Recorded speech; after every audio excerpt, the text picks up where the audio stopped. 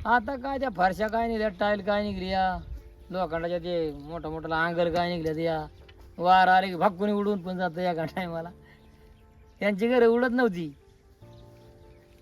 अशी होती ती. नमस्कार मित्रांनो.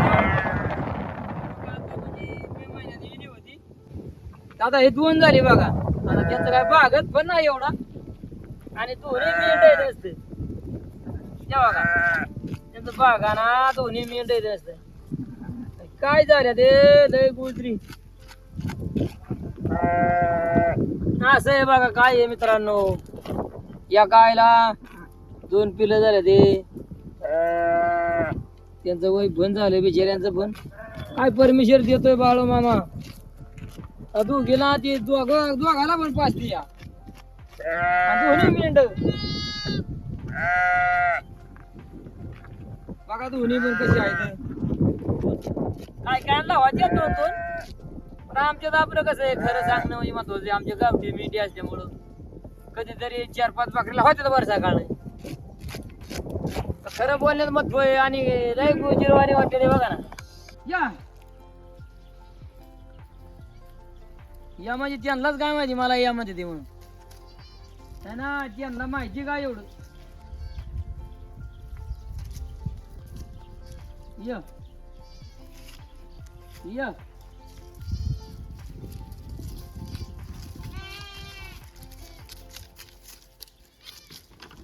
काय ते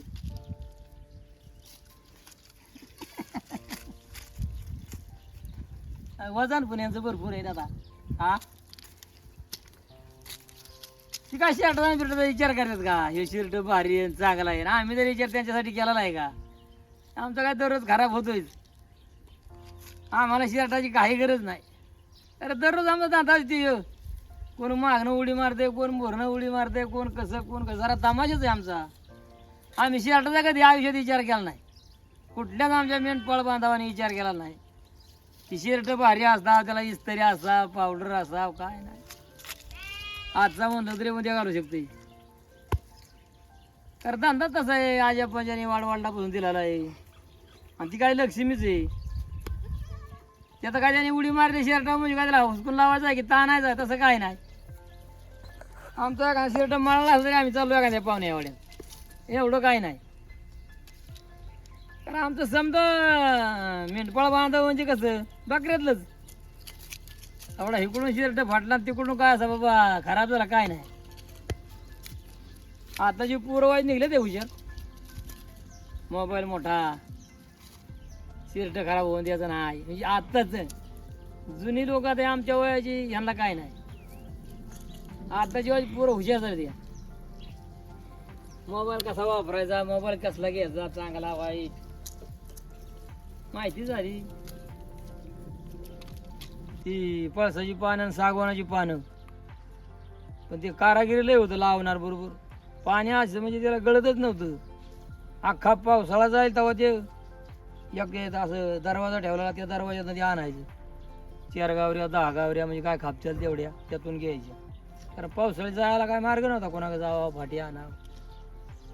आता काय मोठा मोठाली घरं, तशी घरं आहेत का पण, सागवानाची घरं राहायची. सागवानाची त्या टायमाला सागवानाची लाकडं लय राहायची. आता सागर रानात राहिला नाही. आणि कुठं 4-2 असेल त्यात फारीटावाली ह्याच्यावाली राखानदार लय झाली. ह्या भागात पहिला काय म्हणजे लोखंड होतो, लोखंड नव्हतं अजिबात. लोखंडाची गोष्टच नव्हती काढायची. अख्खं लाकूड, लाकडाशिवाय वापरच नव्हता. आणि घरं पण भारी भारी लाकडाची. नंतर ते कौलं निघली, अशी बारकी बारकी कौलं राहायची ती. नंतर ती मोठाली कौलं निघली. त्या 2 कौलं नंतर निघली. नाही तर मग आपला पेंडा, मळ्याची मळ्या, पिंडाची पिंड. पण आज बोला काय काय माणसं होती, लय कारागिरी माणसं. कसं बांधायचं आणि कसं राहायचं पुरं माहिती त्यांना. ससा माने पेंडा गुरांना दाबून ठेवायची आतमध्ये, एवढं त्या घरात त्यांनी समजा बनवलं.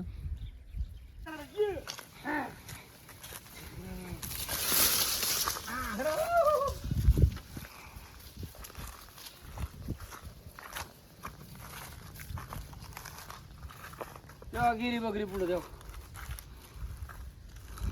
यांना पण कसं भात कापल्यामुळं काय होतंय, कुठं साळ पडली, कुठं भाताचा दाणा पडला, ती खायसाठी ती पळते त्या. तसं चरायला त्यांना हिरवं हिरवं आहे, पण त्यांना वाटतं भात खायला भेटला पाहिजे. तांदूळ खायला भेटलं ना कांश्या, त्याला जरा बरं वाटतं खायला. तर ते आता कांश्या राहिल्यात का तेव्हा? 4 शेतं लावले तर 50 शेतं वशाड पडल्यात या. ते आता कांश्या राहिल्यात का तेव्हा? काय नाही, इथून मोर मजा राहील म्हणून गॅरंटी लागत नाही. आमच्यापर्यंत बरं आलं बाबा, इथून पुढं काय नाहीच म्हणलं तरी चालत. लय पहिला शेतकरी होय, पहिली कापायचा, भार बांधायचा, त्यांना खळं करायचा, डोक्यावर ते पाट्यावरून शेणाचे आणायचा आणि टिपाड म्हणजे कुठंतरी आपलं वाड्याचं याचं पाणी भरायचं, म्हणजे जागा नीट करायचा खाली आपला खोऱ्याने, साप सरळ चांगला करून घ्यायचा, माझ्या लाकड्या चोपण्याने चोपायचं, ते शेण टाकायचं, ते सारवून घ्यायचा, 2 किंवा 3 सारावण्या करायच्या त्याच्या झाड, आणि मग त्याच्यावर भार मांडायचं. मग तो दाना जरी असा पडला ना तर टणकुनी ओढायचा दाना, कारण ती सबन सारखी केलेली वाळलेली आणि जसा कसा ताडपदरी असते कागदासारखा तो दाना गोळा करायला बुताऱ्याने यायचा. आता खळ राहिलंच नाही. आता ते कागद शेतात आणायचा, हातरायचा, एकटे पडा आणायचं कसलं तरी, आणि मग ते भारत बांधे ना दबून मग ते कडपं गोळा करायचे आणि मग कुटायचं, तिथंच पिशव्या भरायच्या की चाललं गावात. आणि मग ते धान्य खाल्यावर काय सांडायचं, त्यामुळं मुंग्या किती खायच्या, लय सांडायचं. 2-2 महिने दाना खपत नव्हता, कारण ते काय काढताना असं ते इकडं तिकडं ते जायचं दाणं, भुईला सांडायचं, चिमण्या खायच्या. ते आता मला वाटतं खळं तर नाहीच. खळं समजायला वाल केला, त्या वालाला सुद्धा खळी राहायची, मुगाला सुद्धा खळी, हरभऱ्याला सुद्धा खळी, असं चांगलं मोठं खळं करायचं. मग तुरी वाल, मग आमची बकरी खायची, मग भुसा खायची त्या खाळ्यावरून. एकदा शेतकऱ्याने जोडलं की ते खाऊन म्हणायचे भुस.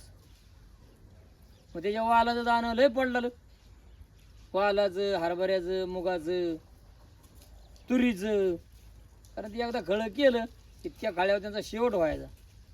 पण ती करताना अशी करायची की तरच पडायचं, त्यांना 8-10 दिवस जायचं, ते आधीच खळं करून ठेवायची तयार. मग ते खळी, पण ते आता खळं मला तर वाटतं खळं आम्ही पण जायचं तर ते खळं नजर नाही पडणार. खळं कोण करतं? खळं करा दिवस राहिलंच ना, जमीन नाही राहिलं, खळं काय करतील? म्हणजे आम्ही काय करायचं, बकरी चरताना ना त्या खाळ्यावर टिपायचं दाणं, ते आम्हाला किलो 2-2 किलो दाणं गावायचं खाळ्यावरून. आता तेच दाणं 150-200 रुपये किलो येतो वालाचं, का 300ला येत काय माहिती. आता अवघड झाली, खळी राहिलीच नाही. खळी शेतकरी म्हणजे लय हवस केला राहायची शेतकऱ्याला. शेतकरी पण हौशी होतं. नांगर हाकलायची, महिना हाकलायची, तिकडून पिरीत आला ना इथं, जर हे म्हणजे असं हे झालं ना, कडक झालं, मग हे राहायचा कोपरा, जेवढा ओलं आहे तेवढीच पिरून गेली. तर एका शेतात काय वाल राहायचा, हरभरा राहायचा, तूर राहायची, हे काळा मूग राहायचा, पुन्हा उडीद राहायचा. एखाद्याची एवढी शेती असली तर भरपूर धान्य, म्हणजे त्याला खपत नव्हतं कडधान्य खपत. तेव्हा ती मडकी राहायची, मडकी त्या मडक्यातनं ती भरून ठेवायची. ही माती असती चांगल्या उन्हाळ्याची माती, तापलेली माहिशिमगी चैत्र वैशाखची माती तापलेली फुफुटा, त्या फुफुट्यात ते धान्य ठेवायचं, आणि वरनं शेणाने लिपून घ्यायचं, थोडीशी माती टाकायची आपली, आणि त्यात ते कडधान्य टाकायचं. आता पावडर निघले ते, पण ती माती थोडी टाकली ना धूळ वाफाची की त्यात जसं आहे तसं काढान पुढच्या वर्षी ते का उघडायचं आणि ते धान्य शेतात पेराने यायचं. त्यांना दरवर्षी माय झाले 4 आधुल्या 5 आधुल्या, हे आपलं 10 आधुल्या बी ठेवायचं, प्रत्येकाचं ठेवायचं ना. तेव्हा त्या मडकी अशा राशी लागायच्या मडक्यांच्या. अख्ख्या उतरंडी मडक्यांच्याच. पण किती खाऊन त्याला खपतच नव्हतं धान्य, कारण ती काही त्या टायमाला एवढी लोक इकीत नव्हती. ज्याला जमीन शेती नव्हती, लेकी बाळा पाहुण्या रावळ्याला ते धान्य वाटायची, त्यांना द्यायची, असं त्या काळात जगायचं. आता सारं ते घर भरले एका टिलच्या मांड्याने तवा मुडकी. आणि अख्ख्या गावात घर तरी काय तपास घर असणार, कुणाची कौलाची घर, आता अख्खी पेंड्याची घर, अगं गाव पेंड्याचं. हा लाकडाचं आणि पेंड्याचं, त्याच्या भाताचं पेंड आहे मांडणार. ते ह्या गुड आले की त्या गुडीला लगे बदलायचं ते पेंड, म्हणजे पावसाळी बाबा गळू नाही. कारण इकडं पाऊस असा राहायचा की एकदा पाऊस लागला तर तो 2-2, 3-3 दिवस उघडत नव्हता. मग ते बदलायचं, ते पेंड बदलायचं. आणि आता भात लय ना, पेंड लय.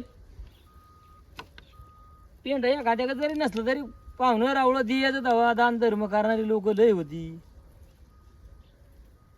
तेव्हा, अशी मजा बघणारी लोक नव्हती. एखाद्याला शेती नसली तरी पाहुण्या शेती करायचा, जा त्याला मदत करायचा. पुढे 2 पुढे देव शेतकरी त्यांना धान्यही द्यायचा, भात द्यायचा. अशी लोक म्हणजे लय आद पाहिजे. मग अख्खी पेंड्याची घर. आणि ते पेंड लावलं किंवा नाही, या सुतुळी आपल्या राहायच्या किंवा काथ्या, या काथ्याने जाम करायची. पण ते हालतच नव्हतं. कारागिरी पण तसं होतं, कारागिरी पण होतं. काय काय झोपड्यात हे पळसाची पानं किंवा सागाची पानं बैलांच्या झोपडी ती पण टाकायची. नमस्कार मित्रांनो, बाबा इथं आज एकत्र आहेत. 10 वर्षा काळात एखाद्या वेळेला त्याची भांडणं बनवू शकते. आणि आता चालूच आहे पिढी, त्यात काय बदल नाही. राहताना आता बा लहानपणी एकत्र राहते त्या, आणि मोठी झाली ज्ञान वाढलं की भांडणं करतात. आणि माणसं सोडून असा वादिवाद होतो त्यांचा भावा झाला. चिमणी वाचून, घरा वाचून अशी भांडणं होते त्या. असं आहे मित्रांनो, भांडणं काय करू नका, एकत्र राहा, एकत्र वागा, कारण लहानपणाची ओळख ठेवा. हेच माझी हात जोडून विनंती आहे तुम्हाला.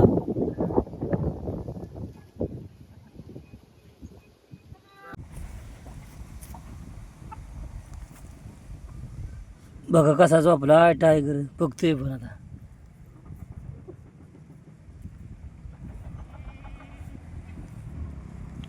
असे टायगर झोपला मित्रांनो.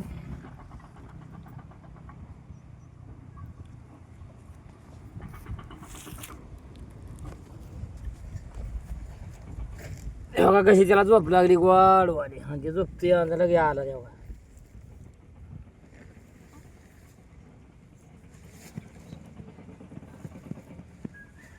त्याला आमचं बकरी उठवाय टाइम झालाय.